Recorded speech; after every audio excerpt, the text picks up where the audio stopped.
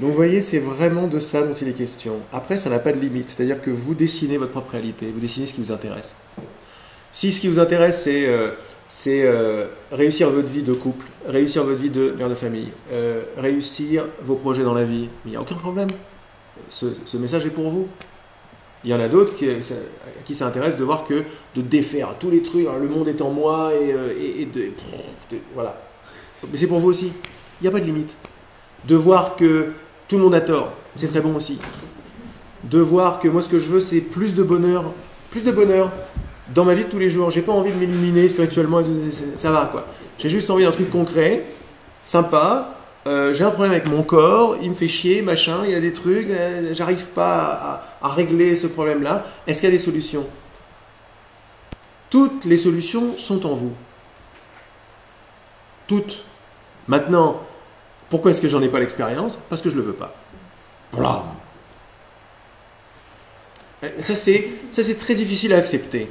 Mais une petite graine de moutarde d'acceptation de ça, c'est des kilomètres de clarté qui arrivent derrière. Juste ça. Mais il n'y a pas que ça, il y a juste j'accepte la possibilité que ce soit vrai, et après je laisse cette idée germer en moi. Et comment est-ce que je fais quand germe une idée? Je l'aime. J'aime cette idée. Une petite graine, une petite germe. Dès qu'il y a une petite germe, je souris. Je l'arrose avec mon sourire, avec mon amour.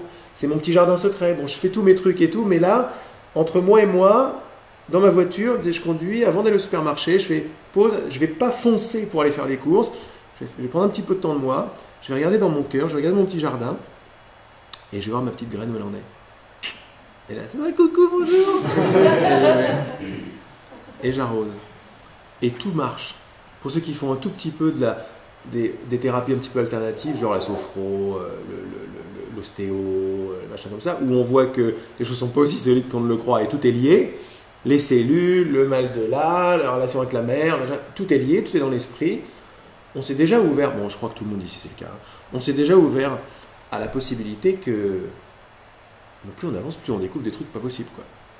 Et ce qu'on découvre, c'est la possibilité que tout est en soi. Tout est en moi. Et quand je m'ouvre à la possibilité que si je ne le sais pas, c'est que je ne veux pas le savoir, là ce qui est génial, c'est que d'abord on comprend la cause et l'effet, et il y a un ancrage dans la responsabilité. Et ça, c'est notre plus grande résistance. C'est comment ça, je suis responsable pour ça. Si, mais je ne vais pas te le prouver que tu es responsable pour ça, et pour comment tu te sens, et comment tu vois, et la relation avec ta mère, la relation avec ton père, la relation avec tes enfants. Tu es responsable de tout. Mais je ne vais pas te le prouver. Pourquoi? Parce que vouloir que je te le prouve, c'est que tu ne veux pas l'accepter. À la base, je crée ma réalité. Comment? Parce que je déclare. Mais je ne sais pas que je le déclare. Et ce qu'on vient voir ici, une fois qu'on s'est ouvert à la possibilité, pas genre, ouais, voilà ce que je sais, et tout. On s'en fout. On s'ouvre à la possibilité de « ça me parle ». Quand je m'ouvre à la possibilité, là, tout ce que va dire Laurent, toutes les questions et les réponses, ça va être de la flèche. De la flèche. De la flèche. Parce que je me suis déjà ouvert à la possibilité que ce soit vrai. Mais regardez comment ça se passe. Regardez votre responsabilité, quoi. Et depuis tout à l'heure, si vous raisonnez, donc comprenez, vraiment, ce que je suis en train de dire, on est en plein cause et effet depuis tout à l'heure. L'effet, elle n'est pas du tout séparée de la cause. Et la cause, c'est ma bonne volonté de bien vouloir le savoir, ou ma bonne volonté d'être responsable.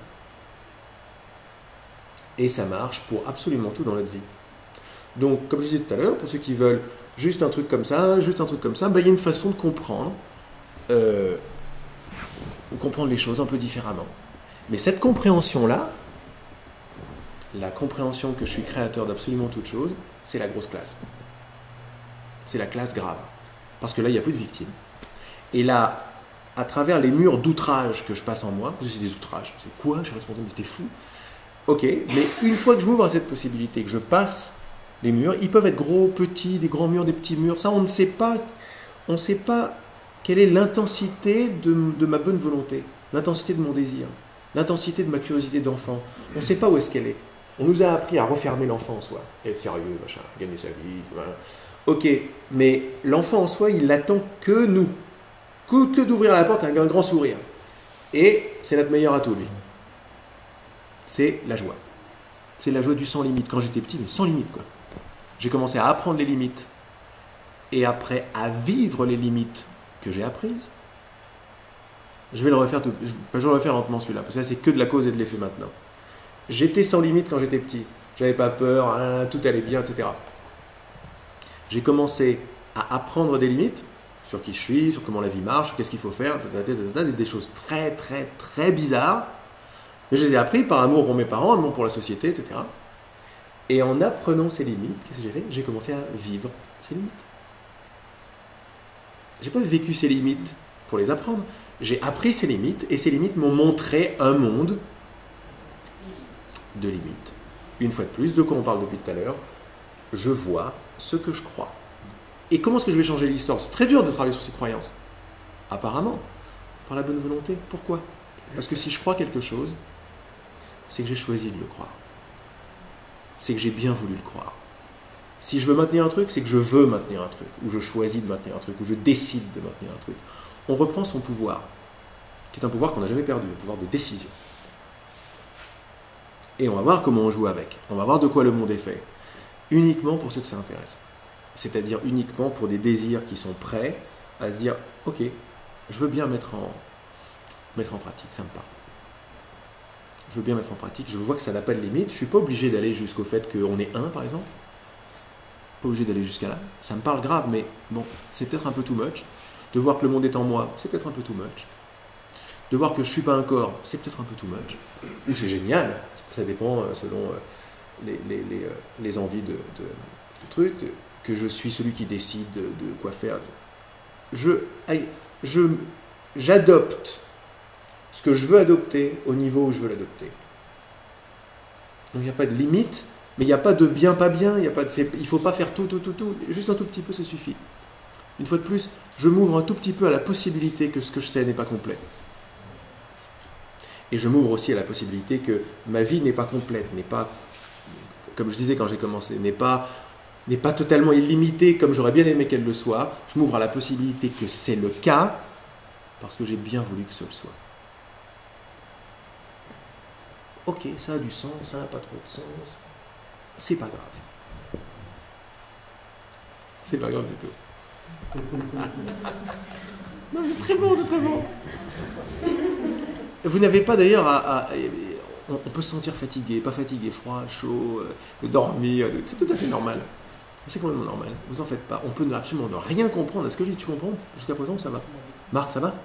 Tranquille, c'est super. Non mais c'est super. C'est super. Non mais regardez, il y a un truc énorme, c'est que logiquement, enfin je sais pas en fait, je dis ça mais c'est juste un exemple. Quelqu'un qui n'a pas envie de comprendre ce que j'ai dit ne le comprendra pas. Quelqu'un qui n'a pas envie de comprendre ce que j'ai dit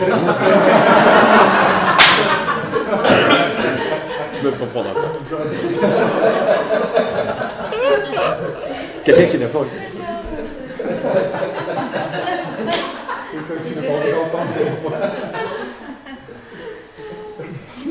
on va faire du chemin ensemble.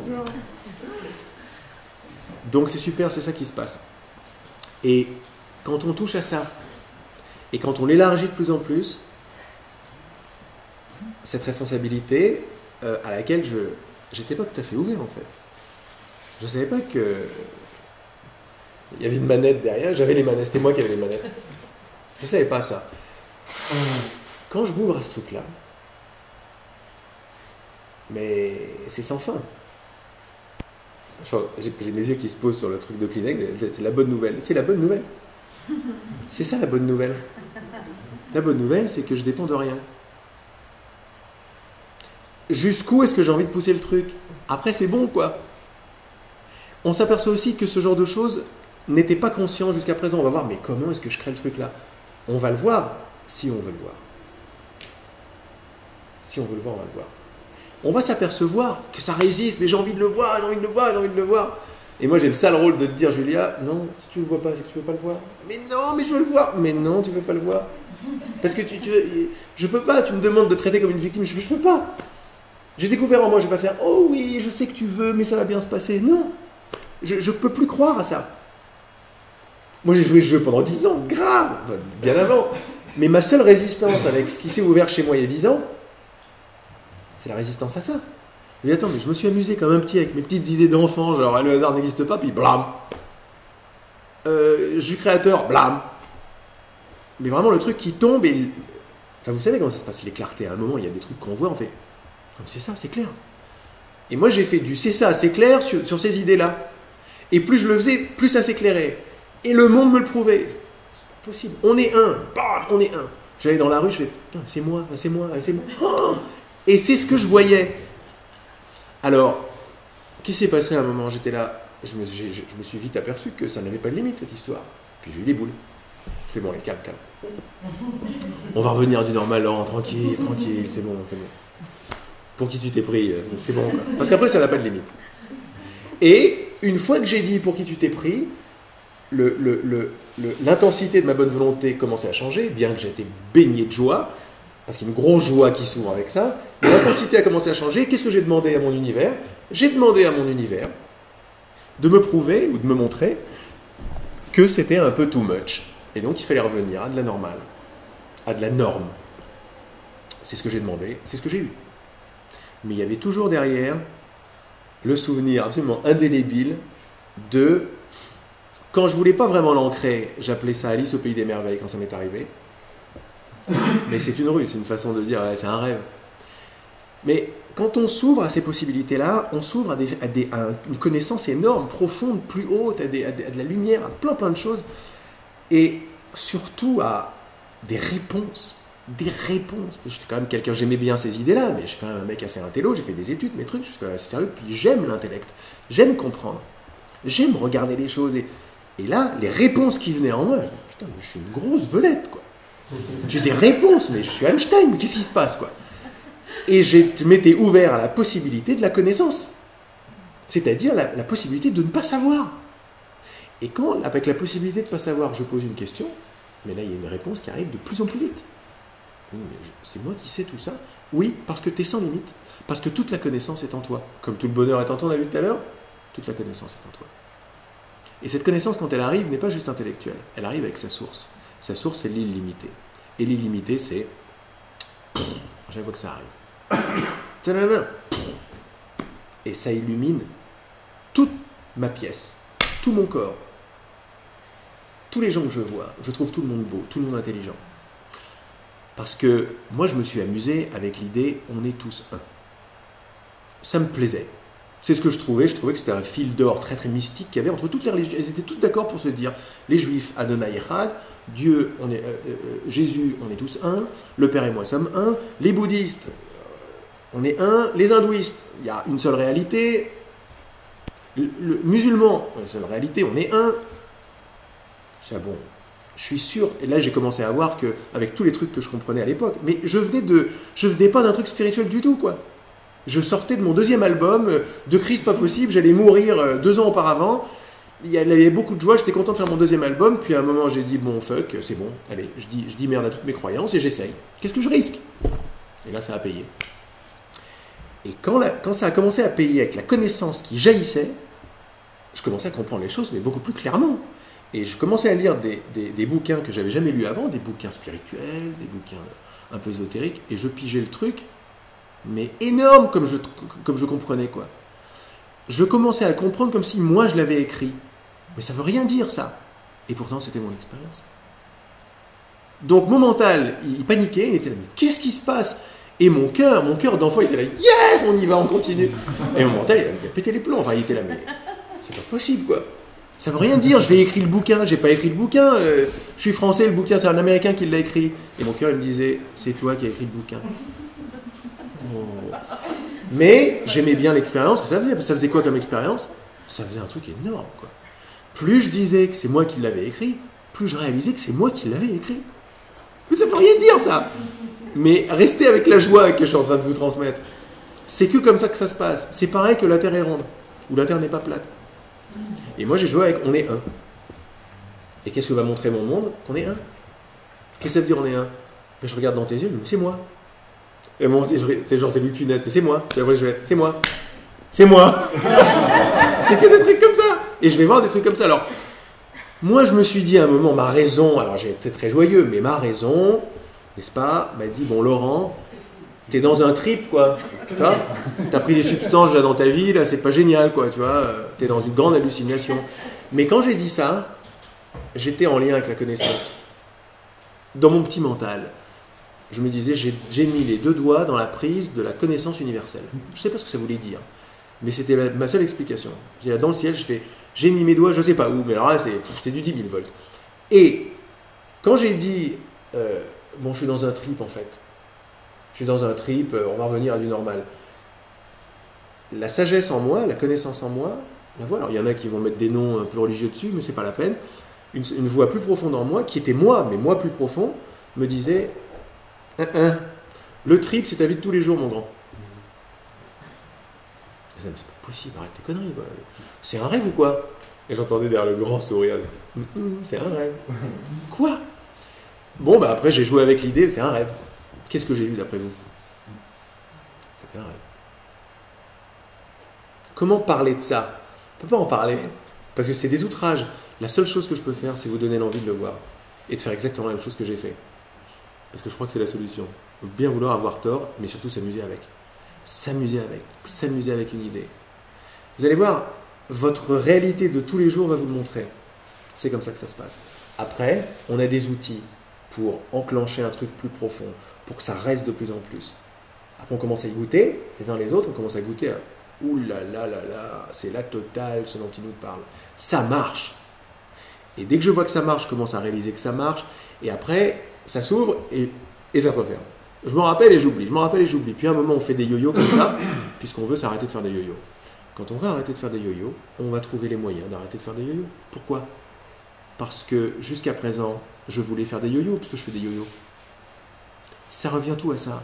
Il n'y a pas un... Soyez total, soyez courageux, soyez téméraires, soyez mercenaires, soyez des héros, des héroïnes. Des phrases que vous aimez. Il n'y a pas de limite.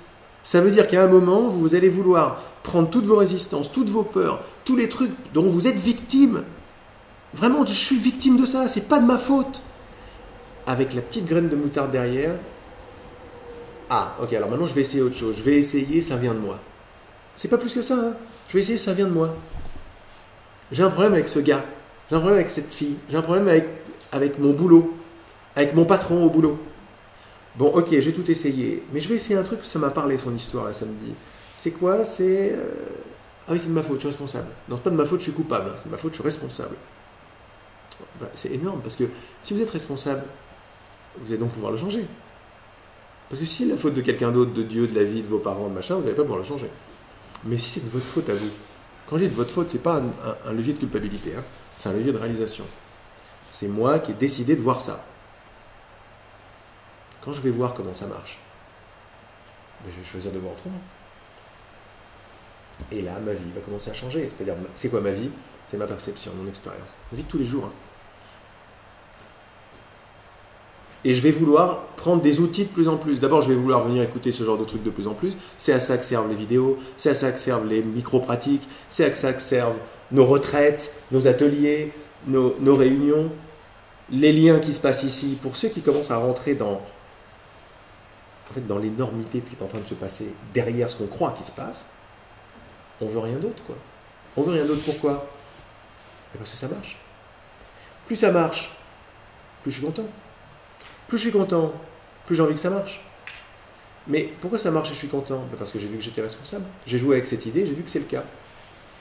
Quand je suis responsable de quelque chose qui me fait mal et je m'aperçois que c'est moi, il y a tout de suite une joie qui arrive. Un truc incroyable. Une joie ancrée, laquelle on peut appeler ça la joie du créateur. La joie de celui qui décide. Parce que là, je me rappelle d'une identité beaucoup plus profonde. Laquelle? On va dire créateur, décideur, dessinateur de toute ma réalité. Imaginez la possibilité que ce soit vrai. Juste ça, ça suffit. Et amusez-vous avec cette idée. Je vais vous dire comment ça marche maintenant que vous êtes ouvert à la possibilité. On travaille sur nos perceptions. Si vous avez compris ce que j'ai dit depuis tout à l'heure, ce que je vois n'est pas blanc-bonnet, quoi. Ce que je vois est l'effet d'une croyance. La croyance, j'ai bien voulu lui dire oui, j'ai bien voulu y croire. C'est ça la clé. Comment est-ce que je crée mon expérience? En créant ma perception. Je suis un créateur de perception. C'est le seul pouvoir que j'ai. Je n'ai pas le pouvoir sur les événements. Je n'ai pas le pouvoir sur le temps qu'il fait. J'ai même pas le pouvoir sur ma réaction vis-à-vis de quelqu'un qui... Genre, il fait du bruit, ça m'agresse. J'ai pas le choix là-dessus. Mais je peux toujours le regarder d'une façon ou d'une autre. Je peux toujours l'accepter, y croire ou refuser. Enfin, je peux y croire ou pas y croire, grosso modo. Voilà mon seul choix. Ma seule possibilité, c'est d'y croire ou de pas y croire. C'est comme ça que je vais changer ma perception. Au début, je commence par des petites choses, je vois que ça marche. Et de plus en plus, je crée une dynamique, un dynamisme de non-croyance. Je vois une croyance, je fais j'ai pas envie d'y croire, et à un moment, ça s'arrête. Et là, boum. Et je m'aperçois qu'il peut y avoir encore des réactions en moi, mais moi, il y a un certain recul que j'ai déjà vécu. J'ai déjà vécu ce recul. J'ai vécu quand j'ai des prises de conscience, quand j'étais amoureux, quand j'étais tranquille. Il y a un recul par rapport à l'expérience. Je suis beaucoup plus fonctionnel. Je réfléchis moins, j'ai moins de pensées, je me prends moins la tête, je suis plus direct. Je dis le bon mot. Je suis beaucoup plus dans l'amour.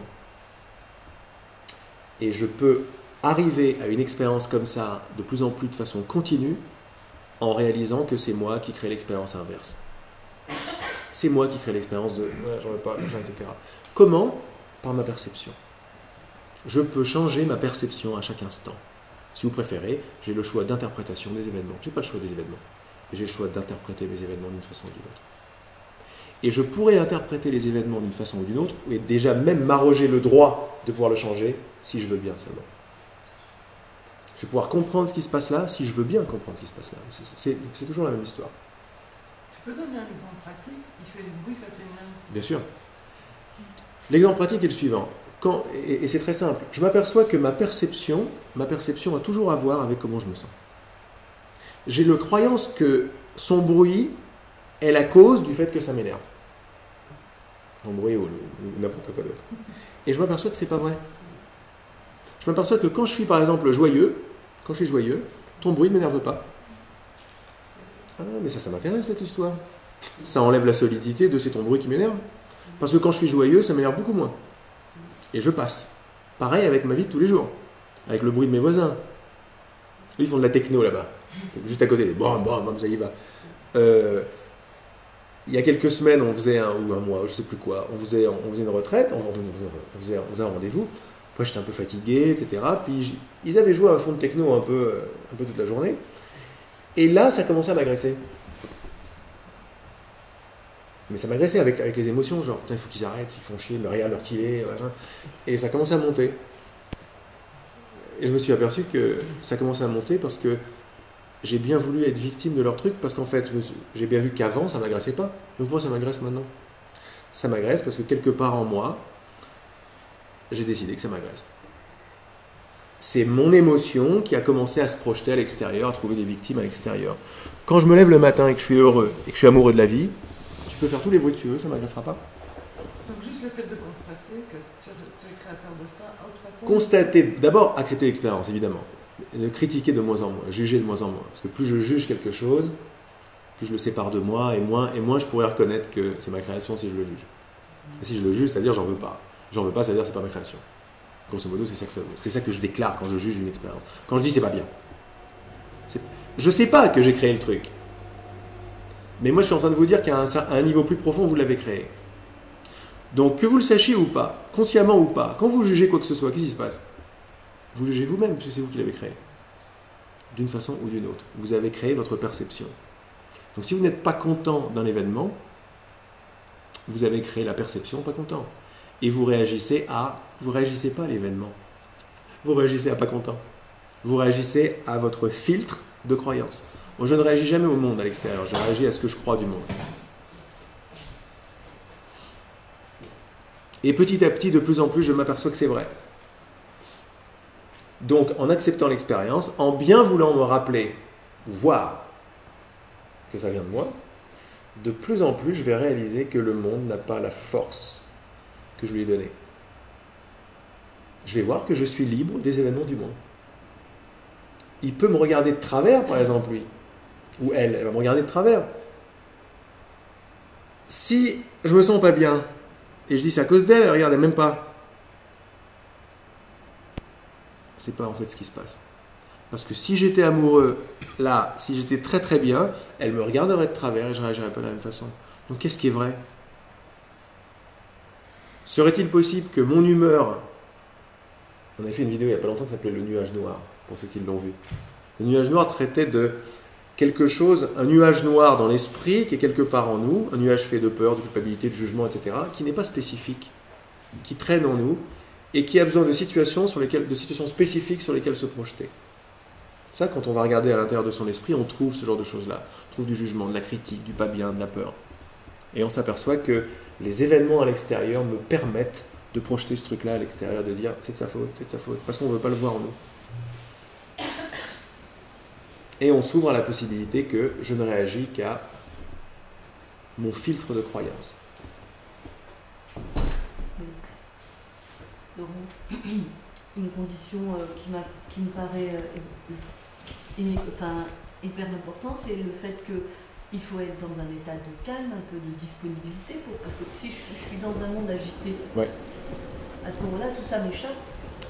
Ça peut m'échapper, effectivement. Enfin, disons, il me semble que le fait de méditer, d'être en silence, de calmer le jeu pour observer, c'est...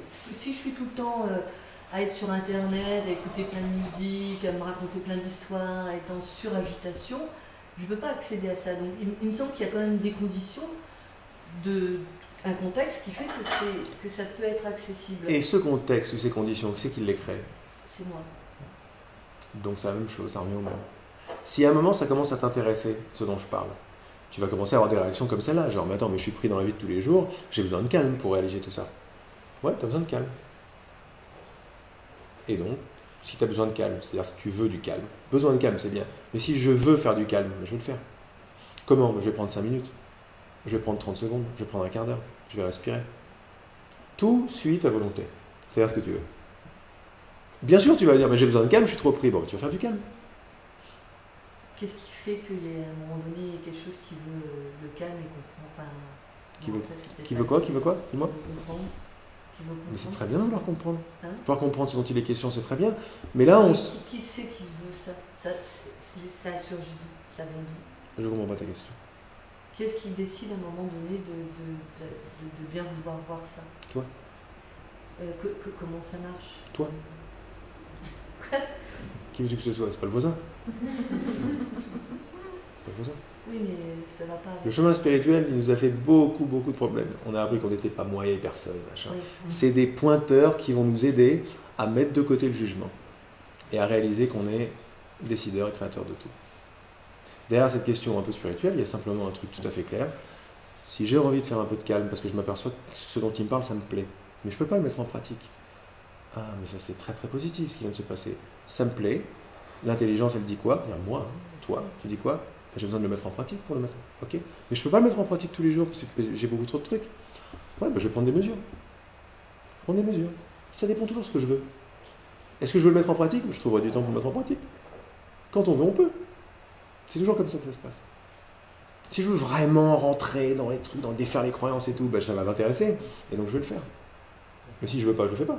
On parle d'action, c'est ça, parce que quand tu disais un exemple par rapport à l'exemple des voisins, effectivement,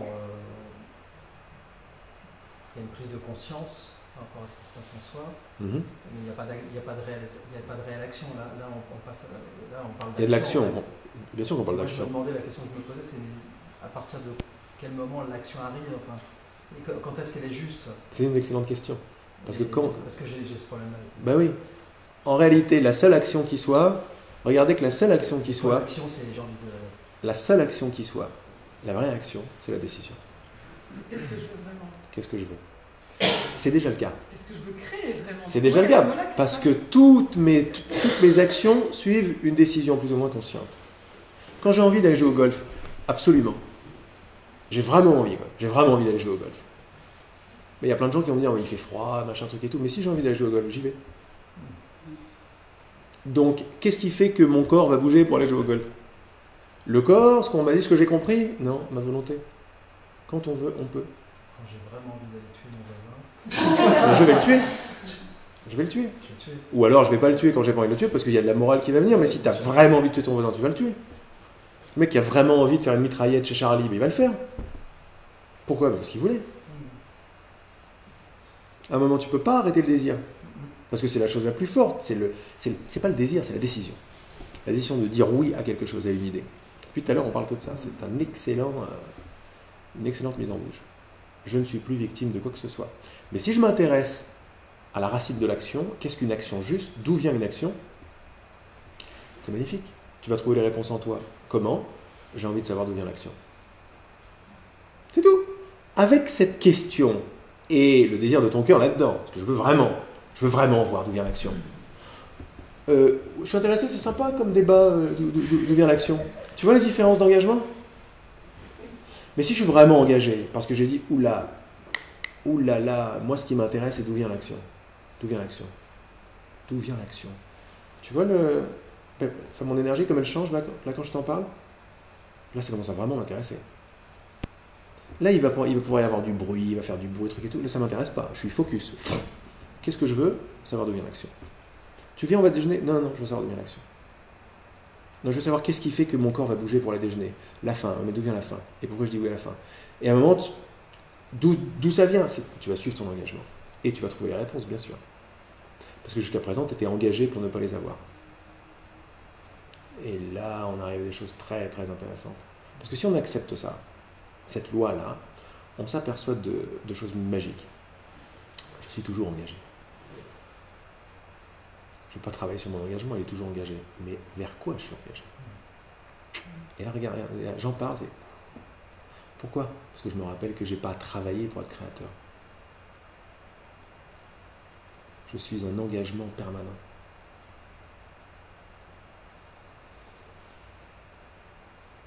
L'idée, c'est vers quoi je m'engage. Pourquoi je m'engage. Et là, je commence à regarder les idées, mais je ne suis plus victime des idées. Parce que là, je me perçois qu'une idée n'a aucune force. La seule force, c'est mon engagement. Mon engagement est permanent. Si ça m'intéresse, ce que je suis en train de dire là, alors je vais regarder pourquoi est-ce que je suis engagé. J'ai un engagement qui est à l'œuvre. Ouais, ça c'est une super question. Et je vais regarder en moi pourquoi je suis engagé. On s'est fait une expérience de coupure de notre source, de nous-mêmes, de notre force. On est victime. On est des victimes ici. Victime, ça veut dire je ne suis pas responsable. Je ne suis pas responsable, ça veut dire je suis plus ou moins engagé, je sais pas, je suis le flot de la vie, je fais au mieux. Mais ça, c'est un discours qui est là, quoi. C'est un discours, je fais au mieux. Puis il y a des moments dans sa vie où on s'aperçoit que, oula, j'ai décidé de faire un truc, ça s'est passé comme ça. Ça me parle. Ah, ça me parle grave, quoi. Là, je me suis senti moi-même, quoi.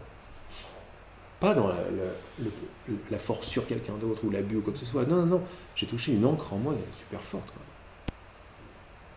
Que j'ai touché mon hara, quoi, comme diraient les zen. C'est un truc puissant, c'est ça que je veux. Et bien ce qu'on est en train de dire là, c'est que cette force est toujours en nous, elle est toujours à l'œuvre, parce que tout suit notre engagement, et on ne peut pas ne pas être engagé. Quand on commence à s'ouvrir à cette possibilité, à voir que tout répond à notre engagement, je vais commencer à voir tout ce qui se passe, je vais faire, mais c'est le fruit de mon engagement, ça.